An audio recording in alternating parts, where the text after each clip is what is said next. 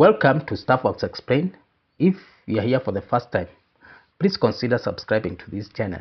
You can watch different videos that we have made on different topics, projects, things that are happening in different parts of Africa and the world at large. In this video, we talk about Amazon's entry into Kenya, where it signals a new battle for Africa's digital future. Kenya's telecommunication landscape is on the verge of a significant shift following Amazon's former move into the country through its local subsidiary, Kuiper Kenya Limited, the Kenyan entity of Amazon's Project Kuiper Satellite Initiative or Internet Initiative. The company has applied to the Communication Authority of Kenya, CA. This is the government regulator responsible for licensing and overseeing the country's telecommunication, broadcasting, and postal sectors. It has applied for Network Facility Provider (NFP) Tier 2 license, which is a regulatory authorization that permits the establishment and operation of communication infrastructure. This is a regulatory step that would allow this entity, Kuiper Kenya Limited, which is owned by Amazon, to establish and operate satellite-based communication infrastructure in the country nationwide. The development is more than a routine licensing application. It marks the arrival of one of the world's largest companies into a market where satellite internet is increasingly becoming a tool for expanding connectivity beyond traditional fiber and mobile networks. It also sets the stage for direct contest with Starlink, Elon Musk's satellite broadband service, which entered Kenya in 2023 and has steadily grown its presence among households, businesses, as well as institutions that are seeking reliable internet access. At the center of Amazon's ambition is its low Earth orbit (LEO) satellite network, which is a system of satellites positioned relatively close to the Earth's surface, typically a few hundred to around 2,000 kilometers above the planet. Unlike traditional satellites, which are usually placed much further away in geostationary orbit, approximately 36,000 kilometers above Earth's surface, LEO satellites operate at much lower altitudes. This shorter distance allows data to travel more quickly between users and satellites, reducing latency, which is the delay between sending and receiving information, as well as enabling faster and more responsive internet connections.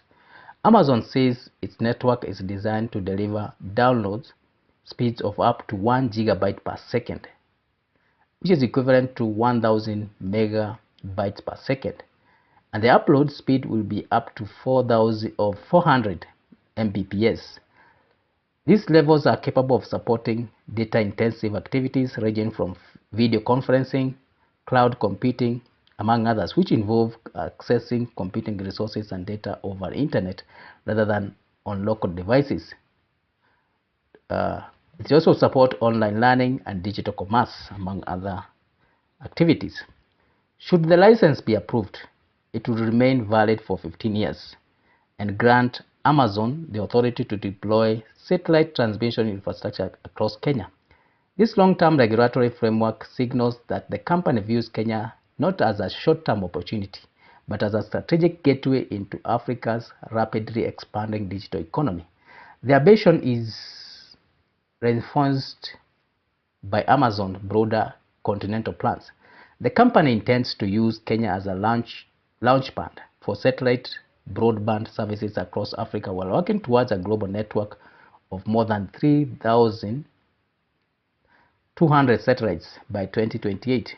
For Kenya, this places the country at the center of a major international investment in the next generation communication technology. Perhaps the most significant aspect of the Amazon entry lies in its potential partnership. The company is expected to market satellite antennas directly to consumers while collaborating with existing telecommunication players. One of the most noticeable developments is Vodafone's partnership with Amazon for cellular backhaul.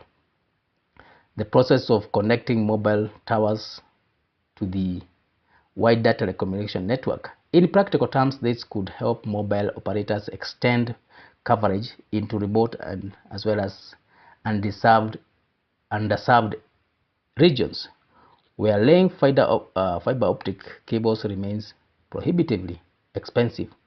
For a country that has long positioned itself as East Africa's technology hub, the implications are substantial.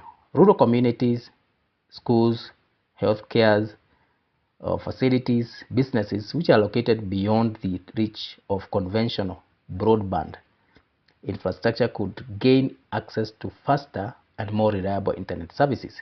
Such connectivity is increasingly linked to economic participation and access to information as well as delivery of public services.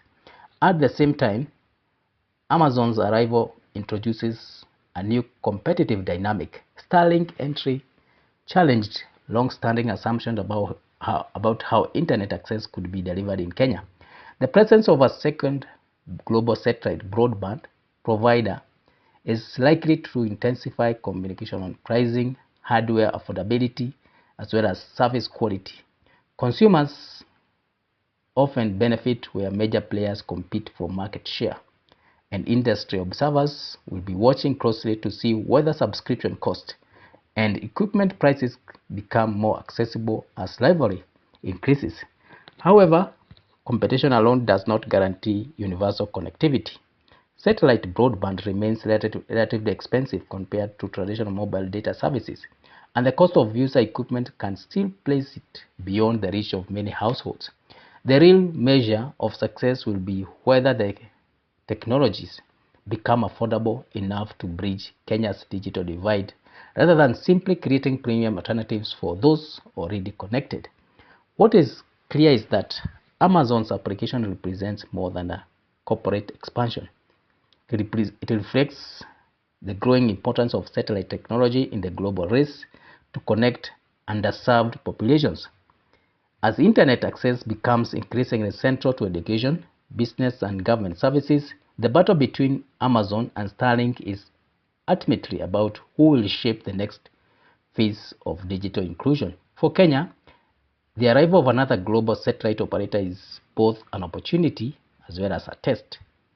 It offers the prospect of a stronger infrastructure, wider coverage, and consumer choice, which is great. Yet, it also raises important questions about affordability, regulation, and long-term impact.